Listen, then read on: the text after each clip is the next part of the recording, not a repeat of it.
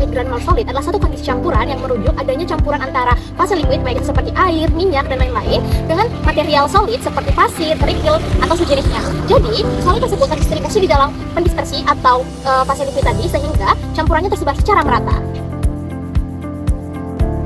Solid dispersion adalah satu kondisi adanya zat ataupun material yang terdispersi di dalam suatu liquid yang dimana fase dari material tersebut berbentuk solid sehingga zat tersebut akan terdispersi secara merata dalam zat pendispersinya. Adapun yang mempengaruhi daripada material yang terdispersi ini yaitu ukuran partikel, kepadatan, dan masih banyak lagi yang akan kami bahas dalam pembahasan selanjutnya. Selain itu, perbedaannya adalah bahwa zat yang terdispersi ini tidak larut ataupun bahkan tidak mengalami kelarutan, namun dia akan tersebar secara merata, terdistribusi secara merata, dan dapat adanya kemungkinan material tersebut akan mengendap di dasar daripada campuran tersebut.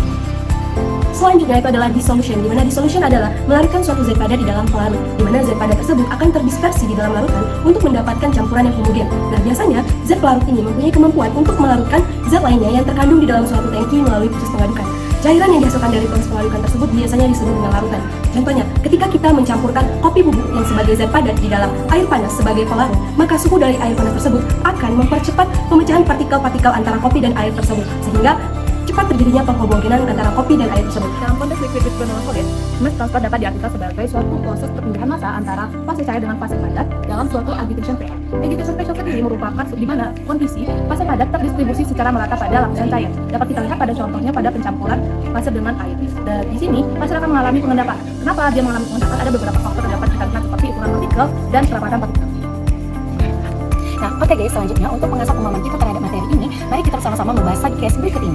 Nah, jadi diketahui suatu proses produksi memerlukan pencampuran cairan dengan padatan granular secara homogen, sehingga padatan tidak mengendap dan distribusinya itu dapat merata di dalam tangki. Nah, diketahui bahwa tangki ini memiliki diameter sebesar 5 meter kubik dengan padatan berkonsentrasi 15% berat. Kita juga bahwa densitas dari fluid itu sebesar 1000 kg meter kubik dengan densitas dari padatan itu sebesar 2500 kg meter kubik, dan diketahui juga bahwa ukuran partikel itu sebesar 1 mikrometer. Nah, untuk memenuhi kebutuhan pencampuran, maka sistem ini didesain dengan tipe impeller tipe hidrofoil yang diharapkan nantinya dapat menghasilkan aliran yang homogen dan resiko shear yang rendah. Nah, diketahui juga bahwa impeller yang kita gunakan ini memiliki diameter sebesar 0,7 dengan asumsi nilai konstanta geometris itu sebesar 0,1 dan power number untuk estimasi daya itu sebesar 1. Baiklah, untuk permasalahannya. Jadi, yang pertama kita akan membahas mengapa dipilihnya jenis impeller hydrofoil untuk pencampuran ini. Kedua, kita akan menghitung bagaimana kecepatan putar minimum atau jasa standard speednya. Yang ketiga, kita menghitung estimasi daya yang diperlukan oleh impeller. Dan yang keempat, kita mendiskusikan secara konseptual bagaimana variabel viskositas fluida, ukuran partikel, konsentrasi padatan, dapat mempengaruhi kinerja pencampuran, terutamanya dalam menjaga suspensi padatan dan serta mendukung pelarutan padatan dan lanjutan kemasan.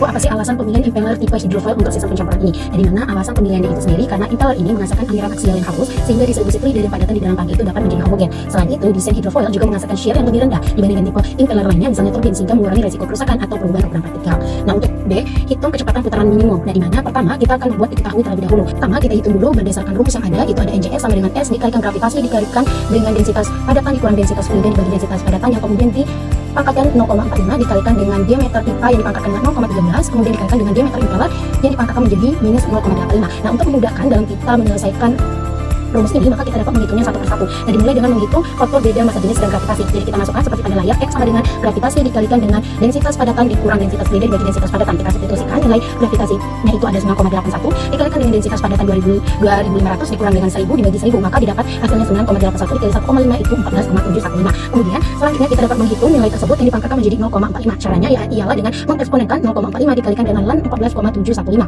Nah, diketahui setelah dihitung ln 14,715 itu hasilnya 2,688.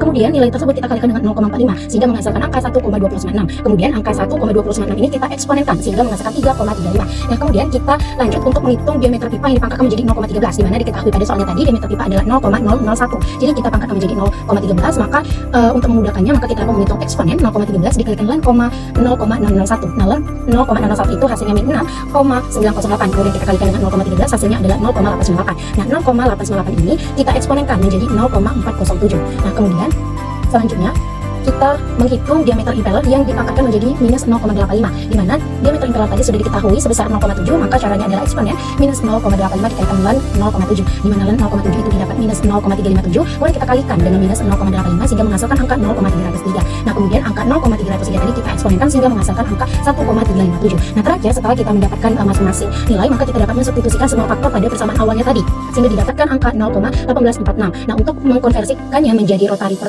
menit, maka dapat kita kalikan dikalikan dengan 60 sehingga hasil yang didapat itu adalah 11,1 rpm. Kita akan menghitung estimasi daya yang diperlukan oleh impeller, di mana rumusnya adalah daya sama dengan NP dikali PF dikali W pangkat 3 dikali diameter impeller pangkat 5, di mana NP itu number power setelah diketahui 1, PF itu kepadatan fluida atau densitas fluida ya senilai 1000 kg per meter kubik, kecepatan sudutnya belum diketahui dan diameter impellernya itu 0,7 meter. Karena kecepatan sudutnya belum diketahui, maka kita akan mencari terlebih dahulu kecepatan sudutnya, di mana rumusnya itu sama dengan 2Pi dikali NJS atau kecepatan putar minimumnya yang telah didapatkan dari hasil perhitungan sebelumnya. Kecepatan putar minimumnya itu 0,1846 revolution per second, kita kalikan dengan 2Pi sehingga mendapatkan hasil 1,159 radius per second. Di sini kecepatan sudutnya dibutuhkan sebanyak pangkat 3 kali, maka kita pangkatkan sebanyak 3 kali sehingga hasilnya mendapatkan 1,558 radius pangkat 3 per second pangkat 3. Dan diameter impellernya juga dibutuhkan sebanyak pangkat 5. Artinya kita pangkatkan 5 kali 0,7 meternya sehingga mendapatkan hasil 0,16807 meter pangkat 5. Karena variabelnya sudah diketahui semua, maka kita akan memasukkannya ke perhitungan daya tadi, ke rumus daya tadi, sehingga didapatkan daya sama dengan 1 dikali 1000 kg per meter kubik dikali 1,558 radius pangkat 3 per second pangkat 3 dikali 0,16807 meter pangkat 5, sehingga kita mendapatkan hasilnya 261,6 watt. Kemudian selanjutnya adalah pengaruh variabel-variabel terhadap kinerja pencampurannya. Untuk yang pertama itu adalah variabel ukuran partikel dari konsentrasi padatan. Konsentrasi padatan yang tinggi meningkatkan interaksi antar partikel dan viskositas efektif campurannya. Kemudian untuk variabel viskositas fluida, pengaruhnya fluida dengan viskositas tinggi menghambat pembentukan turbulensi yang diperlukan untuk suspensi padatan. Itulah pembahasan dari kami. Wassalamualaikum warahmatullahi wabarakatuh. Terima kasih.